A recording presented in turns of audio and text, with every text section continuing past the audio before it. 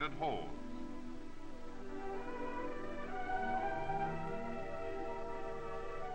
Steel fish buckets swing from the unloading dock to be lowered into the holds. Here, the stiffly frozen tuna are placed in the buckets and lifted to the deck of the ship.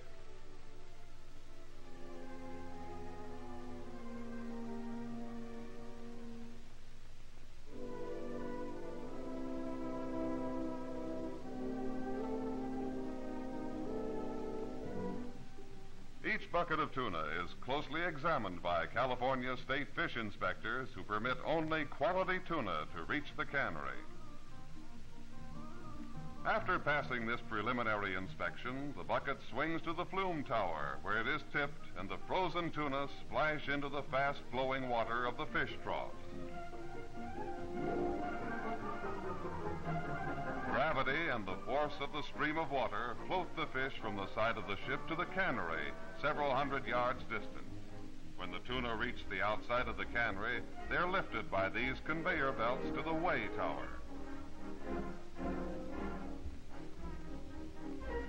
As the fish tumble into the weighing bins, the weighmaster and a member of the ship's crew watch the operation and check all weights and figures.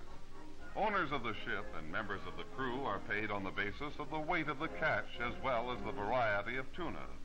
Great care is exercised to obtain accurate records of the catch.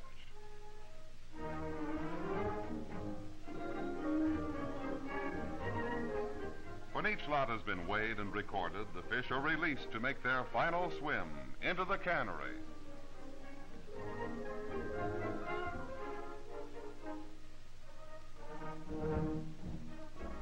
The men on this receiving platform direct the tuna to the conveyor belt, and the fresh sea water that carried them in returns to the bay.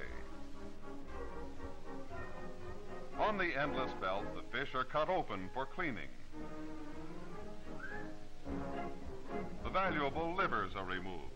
They are important to the manufacture of many kinds of drugs and chemical products. Each tuna is examined by an inspector. Those that do not meet government standards are discarded and made into meal and oil. Strict laws and rigid inspections guarantee that only top quality tuna reach the market or home. After cleaning and washing, the tuna are placed in individual wire trays. When these racks are filled, they're wheeled away to drain and be prepared for cooking.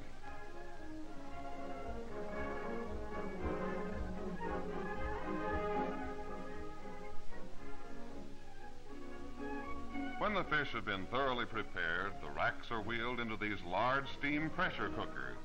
Exact control of the cooking time and temperature determines the fine flavor and texture of the tuna meat.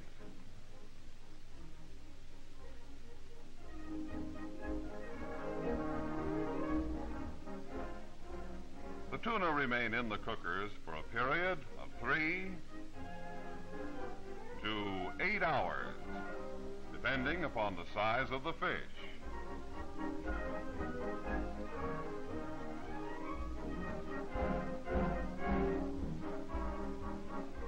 After the required number of hours have elapsed, the valves are closed and the whole cooked tuna is removed for cooling and the final packing process.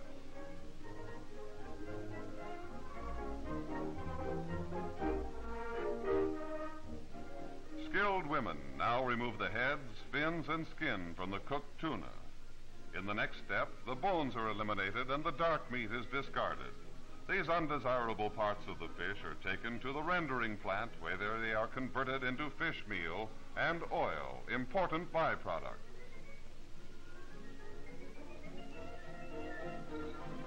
All that remains now is the fine flavored choice fillets. These go to the cutter, which slices the tuna into sections exactly the depth of the can.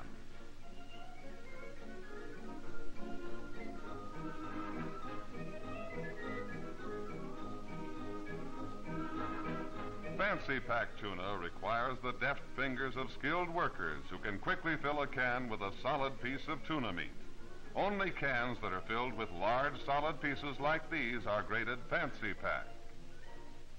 If approximately 75% of the can is filled with large solid pieces and the remaining space with smaller pieces, It is classified as standard pack and must bear this information on the label.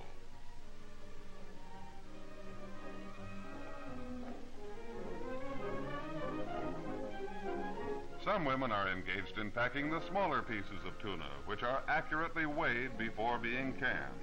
These will be labeled tuna flakes. Many of the women doing this work are the wives and daughters of the men who go to sea on the tuna clippers. The packed cans move along the conveyor to the machine, which adds the required amount of salt to each container. Further along this line, a carefully blended salad oil is added. This helps to improve the flavor and maintains the delicate texture of the fish. Near the end of the conveyor, we come to the high-speed sealing machine that automatically double crimps each lid in place. As it seals the cans, it also stamps on each lid the government serial number, indicating the grade of the contents and packing date of the can. Meanwhile, this busy counter keeps an accurate record of the pack. When the sealed containers leave the machine, they travel to the final pressure retorts. A government inspector ensures that each can has its proper stamping and code numbers. This makes it possible to trace the history of every can from ship to store. The cans are now subjected to a period of retorting, where a minimum of 240 degrees of heat thoroughly sterilizes each container and causes the salted oil to penetrate the meat.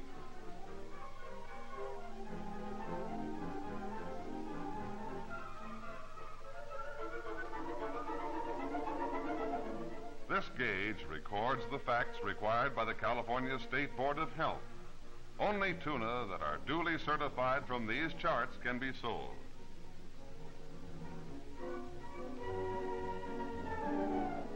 When this sterilization is completed, the racks are taken out and the cans wheeled into the cooling room.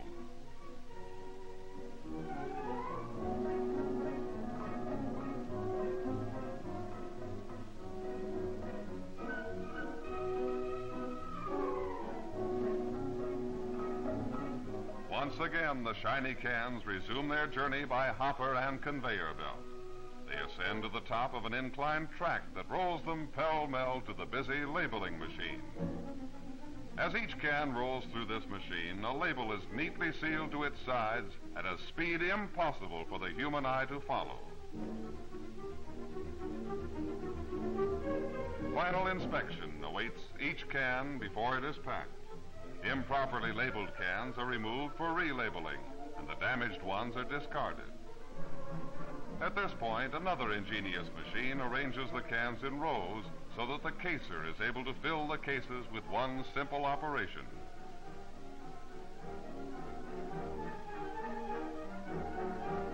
The billed cartons are conveyed to men who seal each case, which is then stenciled with its lot number.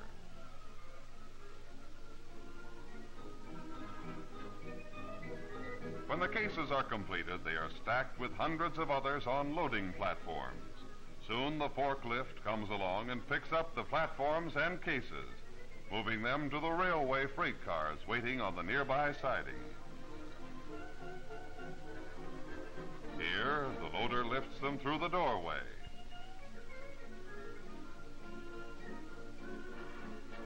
These expert stackers stow the cases into the freight cars. When filled, this car will speed its cargo from San Diego to the shelves of the nation's food stores. When once the Westgate shipping foreman and the railway's checker close and seal the door of this boxcar, it may not be opened until it reaches its destination in one of the important trade centers of the United States.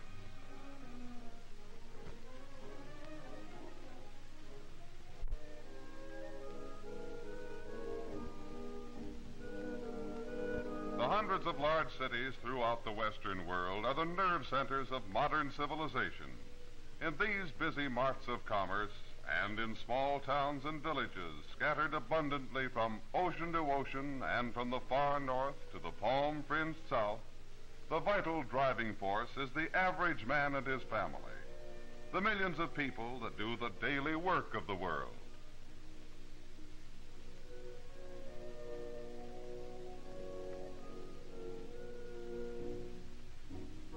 Large ultra-modern markets in the bigger towns and cities cater to endless throngs of busy shoppers,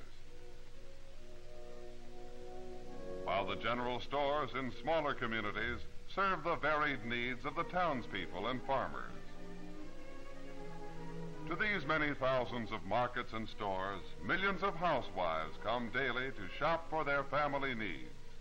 Of all the hundreds of items on the grocer's shelves, there is none with more appetite appeal than tuna.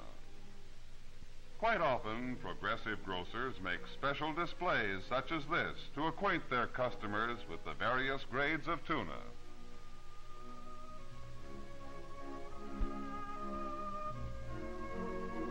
This modern grocer finds that if his customers understand the reasons for the price differences between brands and the uses for the various packs, that their purchases of tuna increase. The average housewife is a careful buyer and gives preference to well-established brands, products that she has tried and found to be honest in value. Fresh vegetables and breast of chicken brand tuna make salads an appetizing and healthful luncheon dish, suitable for many occasions. The smart hostess serves dainty tuna salads at her formal luncheons, colorful and tasty. Later on, in the role of housewife, this same lady prepares a delicious hot casserole dish as the main dinner course. This was made with breast of tuna as the principal ingredient. Hundreds of miles distant on a busy highway, a truck driver stops alongside the road to eat his lunch. His wife has placed a tasty spread made with Alamo tuna between slices of fresh bread. And man, oh man, it sure is good.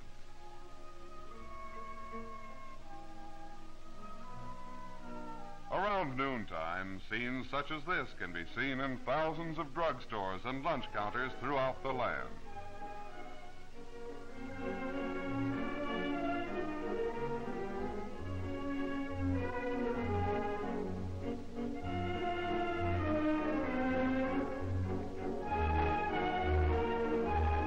A tuna sandwich with malted milk is as well known as ham and eggs, and just as healthful for the growing generation. School children have a special preference for this tasty and nourishing fish that makes such a wonderful sandwich. Literally thousands of tuna sandwiches are consumed daily by youngsters who know a thing or two about what they like for lunch. This dainty and appetizing salad is made from the contents of this can. Breast of chicken is Westgate's fancy pack. Nothing but the finest fillets from choice tuna are packed under this label. This highly nourishing hot casserole dish was made with breast of tuna, the standard pack of Westgate. Solid chunks of choice meat packed with smaller pieces to give it full weight. Our truck driver enjoyed his tuna sandwiches made from Alamo brand tuna. This label is used in many markets in place of its companion brand, breast of tuna. Cortez flakes, smaller pieces of light meat tuna, are used in many ways by thrifty housewives in the preparation of hot dishes served the year round. All the tuna family of Westgate Sea Products Company greet you. The fancy pack, breast of chicken, pride of Westgate, tuna par excellence. The ace of standard packs, breast of tuna, a popular brand throughout the entire nation. Another standard pack, a favorite brand with millions of housewives in big cities and country towns, Alamo. The all-round, year-round thrifty tuna, Cortez flakes. This is the exciting fish and food that comes to your markets or neighborhood food stores for all to enjoy.